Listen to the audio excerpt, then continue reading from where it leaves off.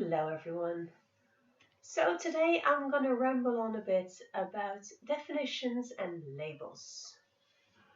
Now, we all know how important those are, right? I mean, if you can't define what your problem is, it's very hard to get proper help.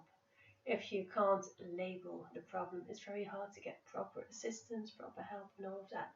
So, labels and definitions are incredibly important in our lives to kind of make sense of what we're dealing with. Right? It's not for nothing that when you have a cough and you don't feel right, you look up the symptoms to see what you have. You need that definition to make sense of the world. A doctor needs definitions and labels to be able to treat you. If you don't feel well, you're looking for the definitions to what you might have. So it makes perfect sense that definitions and labels are quite important. But there is another side of it. And that is the side where a definition of something can be a restriction in ways. It's almost like if you can't define it, it's not good enough.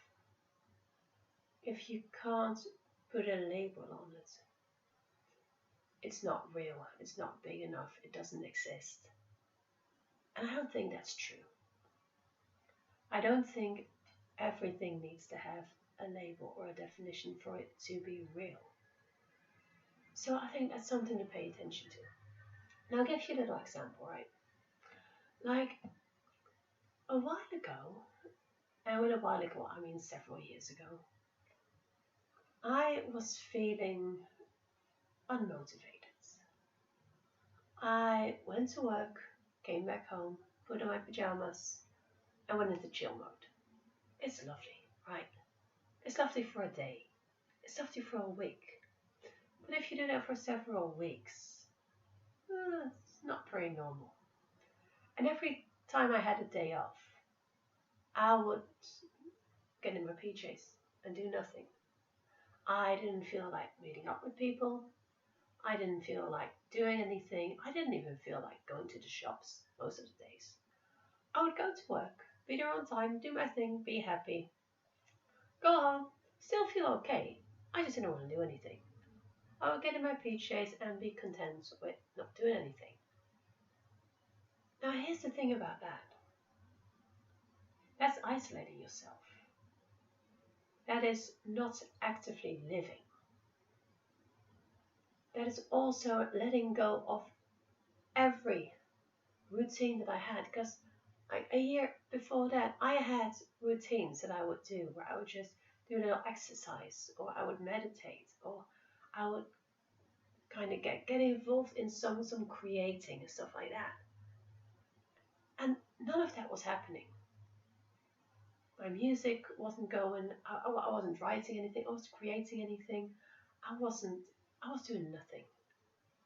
I was just being in my PJs with Netflix, and that was it. Now, listening to definitions, if I would have also been feeling down, feeling sad, feeling upset, I might have told myself, hey, you have a depression. That's what this is. Because it has all the other symptoms. But I wasn't consciously feeling upset or down. I was just unmotivated. But all the other symptoms were there, right? The lack of motivation and self-isolation, and not taking care of yourself, the wanting to be in pajamas all the time. I mean, all the other symptoms, you would say, listen, that's a depression, at least a mild one. But I didn't recognize it as such, because to me, a definition of a depression has feeling depressed in it. And I wasn't feeling that. But here's the thing, that doesn't mean that all the things I was doing were healthy. That doesn't mean that I wasn't having a problem right there and then. I wasn't living. I had most symptoms of a depression, or at least a looming depression, and that's not okay. So thankfully, I didn't get hung up on that whole like labeling that I had in my mind. I looked at what's going on and I thought, holy fuck, this is not okay. I am not okay. I need to do some things to change this because I cannot be in my PJs for the rest of my life and be okay with that. That is not how I want my life to be, right? So I had to get myself out of that. So I did.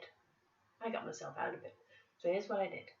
I first of all I went for a walk because I figured I need to get out of my house, got dressed, took a shower, got dressed, got out of my house, went outside, and I just stood there looking at the water and decided, what do I have control over?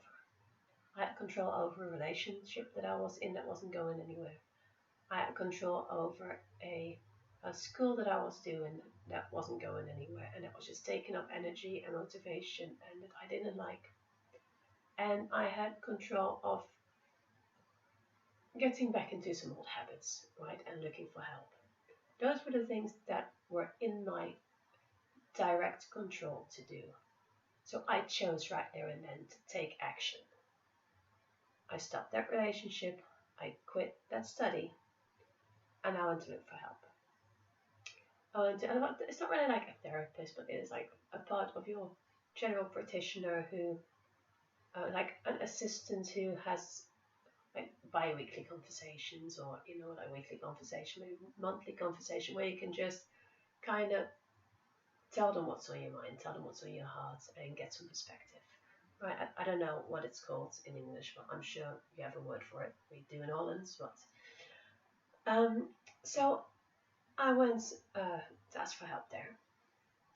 I decided to go do something that I thought would be fun for me, which was theater classes. So I took theater classes, and I went to yoga. That's when I started doing yoga, because I figured that is something, it will help me be part of a community. It will help me be more in touch with my feelings, with how I'm doing. It'll give me a reason to get out of bed. It'll give me a reason to take good care of myself. So all these things I decided in like a very small period of time to start doing. And in that yoga, there was a masterclass where it focused on changing habits and how habits are formed, how you can break habits, mindfulness, and all that. So that was at the perfect time as well. So I signed up for that. So I basically made the choice to no longer stay where I was and to actually actively take steps to what I wanted to do in life, which was be healthy, be happy, be comfortable in my body, and no longer be stuck in pajamas. So what I'm trying to say is, if I would have just stuck with the definitions that I knew, I would not have recognized that there was a problem to begin with. And maybe today I would have still been in my PJs, and it would have been a problem because straight after that we had the whole COVID thing, and we were already like focused on being home and being isolated and all that. So that would have been an issue. So look at how you're feeling, how you're doing, and the symptoms that you have without necessarily putting a label on it, without necessarily having definitions for it. If it's holding you back from what you want, if it doesn't feel right in any way, if you look at the habits and patterns in your life and it's not towards your highest purpose, it's not towards what you want from life, then that means it is worthy of investigating and it's worthy of your time and effort to make a change. So do not get stuck by definitions and labels. Use them if they're going to help you, but don't get stuck on them. Look at what's going on with you. Look at the symptoms, look at the situations, and look at what does and doesn't help, and go from there. That's my video for today. I know it's a little more serious than you're used to, but well, sometimes we can't do it, right? So yeah, a little bit about me, a little bit for you, and I hope you're doing well. See you next time. Bye.